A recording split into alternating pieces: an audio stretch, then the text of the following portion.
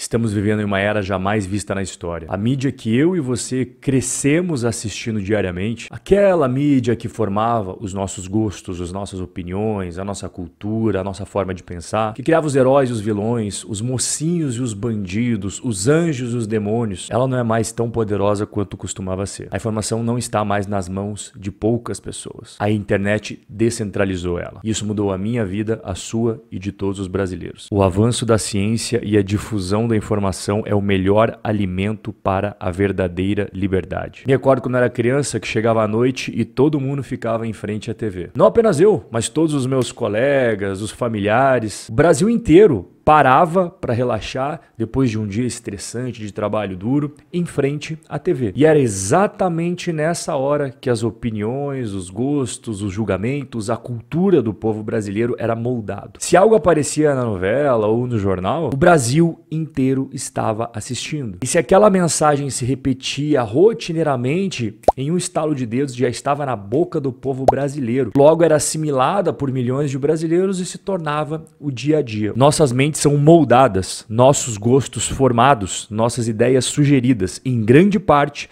por homens de quem nunca ouvimos falar. E me recordo muito bem da época das eleições para presidente no Brasil. Eu estou nesse mundo já fazem mais de 3 décadas e durante todo esse tempo eu já vivenciei o governo do Fernando Collor, do Fernando Henrique Cardoso por 2 vezes, do Lula por 2 vezes, da Dilma Rousseff, que foi 1 vez e meia, o Michel Temer e depois o Bolsonaro. E a partir de 2013, 2014, eu comecei a sentir que algo estava mudando. Foi nessa época onde houve a disputa entre a Dilma e o Aécio. Antes tudo era travado de acordo com as mídias tradicionais. E a partir dessas eleições, as redes sociais ganharam um poder muito grande. Dilma e Aécio travam batalha intensa nas redes sociais. Isso lá em outubro de 2014. E desde então essa mudança foi ficando cada vez mais relevante. Facebook, Instagram, YouTube, Twitter. As pessoas já não formavam mais os seus gostos, as suas opiniões, não sentenciavam quem era mocinho e quem era bandido, quem era herói e quem era vilão, através do script que era passado pela grande mídia. O poder centralizado que uma grande empresa de mídia tinha até então, que era de certa forma até inabalável, começou a se esfacelar entre as mãos desses grandes grupos, começou a se descentralizar, abrir as portas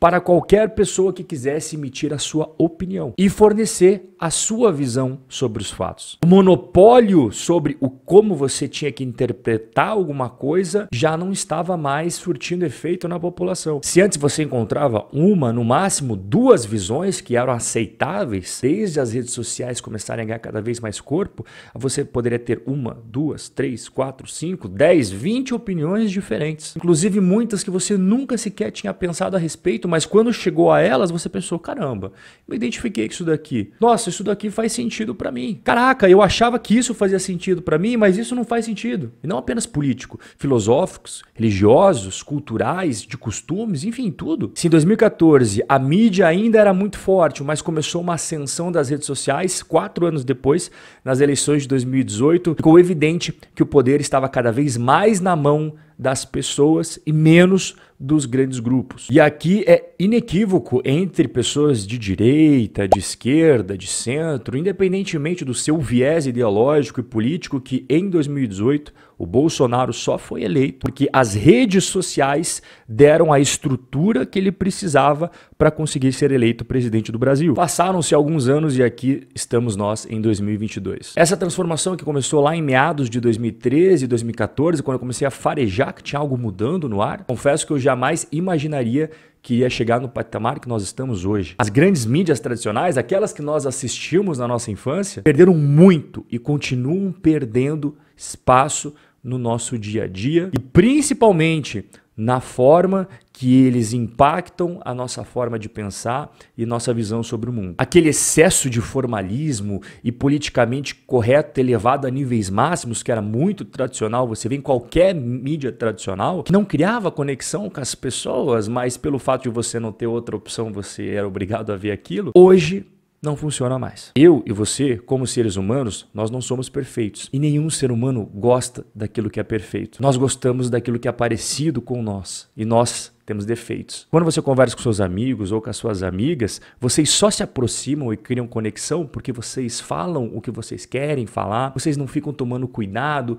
com as suas expressões, com palavrões ou algo parecido. Isso se chama autenticidade. E nós vivemos na era da autenticidade e da descentralização. Quem é um pouco mais velho como eu vai lembrar dessas cenas, né? O Brasil parava para assistir os debates políticos e as perguntas eram todas colocadas dentro de uma caixinha, não tinha como você fugir muito. Tinha muitas coisas que não eram perguntadas e que eram coisas que você gostaria que alguém perguntasse. Muito diferente de um debate onde as ideias fluem e aquilo que a pessoa está falando realmente acaba sendo relevante, porque como ela está mais à vontade, ela acaba soltando as informações que fazem você gostar ou não gostar dela. Quem diria que você iria ver presidente da República e candidato à presidência Bolsonaro no Flow Podcast. E o ex-presidente Lula e também candidato à presidência no Podpah. Não estamos falando de jornalistas de terno e gravata, nem pessoas com pós-graduação, mestrado e doutorado. Estamos falando de pessoas que perguntam aquilo que nós gostaríamos de perguntar, tanto para o Bolsonaro quanto para o Lula. E para você perceber como isso é muito mais importante, impacta muito mais pessoas do que a mídia tradicional, basta você ver quanto tempo que o presidente da República de um país ficou no podcast. O Bolsonaro ficou falando por 5 horas e 21 minutos. E o ex-presidente e candidato Lula ficou falando por 2 horas e meia. Independentemente de você gostar de um ou de outro, mas você consegue imaginar que são duas pessoas para o cenário público brasileiro extremamente importantes que pode escolher muito bem com quem eles vão conversar e quanto tempo eles vão conversar. E eu fui dar uma olhada nos comentários, tanto no vídeo do Lula quanto no vídeo do Bolsonaro e outros vídeos que repercutiram esses dois podcasts e encontrei várias coisas muito interessantes. Eu tive uma grande visão do porquê a TV está acabando. Uma pauta partidária, conversa fluindo com o feedback em tempo real das pessoas. Seria interessante se você trouxesse os candidatos à presidência para esse estilo de entrevista nos podcasts, porque o povo mais novo iria prestar muito mais atenção do que em um jornal. Para você, assim como eu, que é um pouco mais velho e passou a sua infância o dia inteiro sendo influenciado por o que passava nos jornais, nas novelas, tinha um espectro bem limitado do que chegava até você e o que você poderia questionar ou não, o que você poderia pensar ou não, quais opiniões são aceitáveis e quais definitivamente não são. E compara com hoje, nós estamos vivendo na melhor era de informação. Hoje, quando você assiste alguma coisa que parece para você que é um pouco estranho ou que não tem um match com os seus ideais, com a sua filosofia, com a sua ideologia, com a sua visão política, você pode muito bem questionar aquilo e colocar no YouTube, por exemplo, pessoas que têm opinião completamente divergente daquela que você acabou de escutar para ver qual das duas faz mais sentido para você. E os meios antigos que não se adequarem às novas demandas da população vão ficar cada vez mais pelo meio do caminho. E os reflexos você está vendo. O Ibope do Jornal Nacional